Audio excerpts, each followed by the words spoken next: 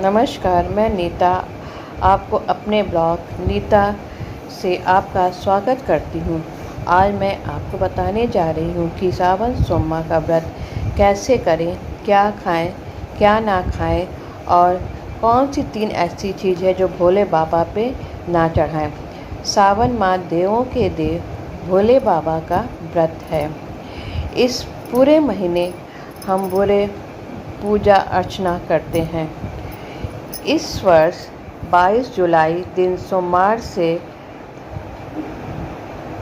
सावन प्रारंभ होकर 19 अगस्त दिन सोमवार को समाप्त हो रहा है।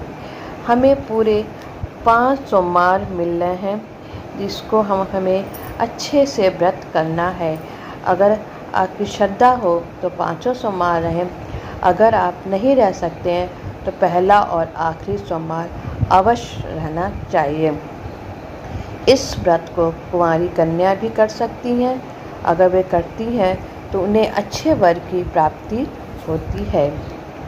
इस व्रत को करने के लिए प्रत्येक सोमवार को हमें सुबह जल्दी उठकर स्नान करना चाहिए। अगर समय हो तो पहले घर पे पूजा कर लें, फिर जाके मंदिर में करें।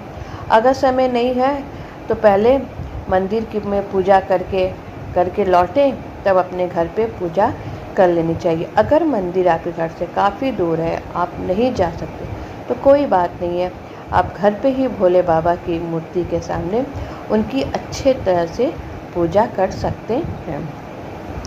भोले बाबा के व्रत रहने के लिए हमें सुबह उठ के अच्छे से स्नान करना चाहिए।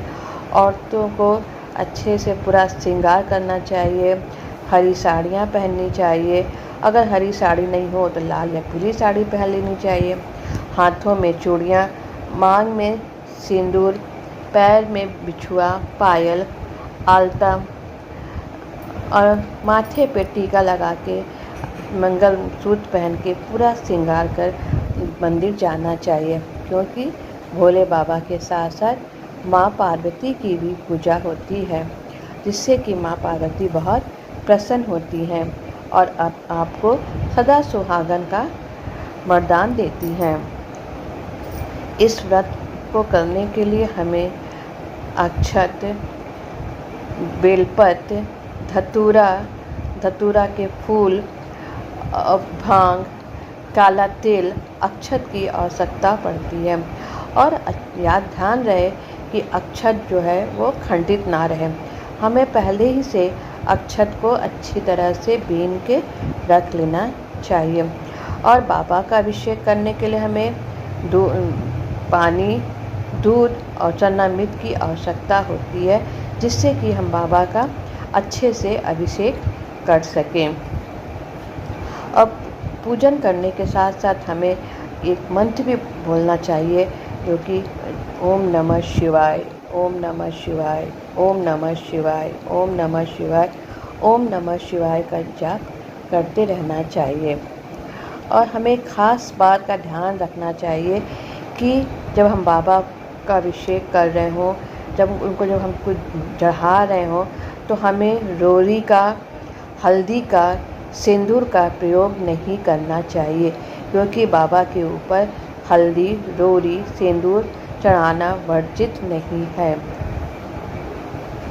हमें उनके ऊपर नहीं चढ़ाना है। ये 3 चीज़ का हमें विशेष ध्यान देना चाहिए। और हमें घर पूजन करने के बाद घर आके पूजन करना चाहिए भोले बाबा की, पार्वती माँ की।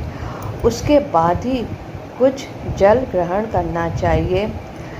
कुछ रस पी सकते हैं आप, जल पी लीजिए, आप चाय पी लीजिए, फलहार खाइए, मौसमी फल खाइए, लेकिन आपको नमक या अनाज नहीं खाना चाहिए इस व्रत में।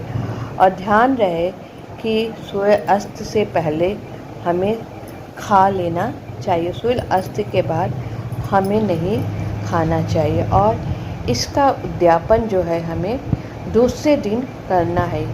उस सोमवार के पूरे दिन हमें व्रत रहना है और दूसरे दिन हमें इसका उद्यापन करना है। और उद्यापन कि ध्यान रहे कि उद्यापन जब करें तो उसमें कोई भी लहसुन प्याज के सामान ना खाएं, क्योंकि ये अच्छा नहीं होता है कि पूजा के बाद हम लहसुन प्याज खाएं। आप बाद में खाइए, दिन में खाइए, बट जब पहली बार अध्यापन जब करने बैठे हैं सुबह के टाइम, तो आपको लहसुन प्याज नहीं खाना चाहिए। और एक बात हमें बहुत विशेष ध्यान देना चाहिए कि जिस दिन आप व्रत हैं उस दिन किसी की निंदा चुगली नहीं करनी चाहिए, किसी को अपशब्द नहीं बोलना चाहिए। इस सब करने से हमारे पूजन का फल नहीं मिलता है। इसलिए हमें विशेष ध्यान देना चाहिए कि इस दिन हमें किसी को दुखी नहीं देना है, किसी को दुख नहीं देना है कि जिसको मेरी बातों से ठेस पहुँचे, क्योंकि मेरा पूजा सफल नहीं होगा। इसलिए हमें इन बातों का बहुत ध्यान देना चाहिए और हमें मंत्रों का भी उच्चारण दिन भर करना रहना चाहिए। ओम नमः शिवाय, ओम नमः शिवाय, ओम नमः शिवाय, ओम नमः शिवाय, ओम नमः। इसी से हम अपने शब्दों को विराम देते हैं। आशा करते हैं कि आपको मेरे विचार अच्छे लगे होंगे। धन्यवाद आपका। आप मेरे चैनल को सब्सक्राइब करिए, कमेंट करिए और शेयर करिए। Thank you. धन्यवाद।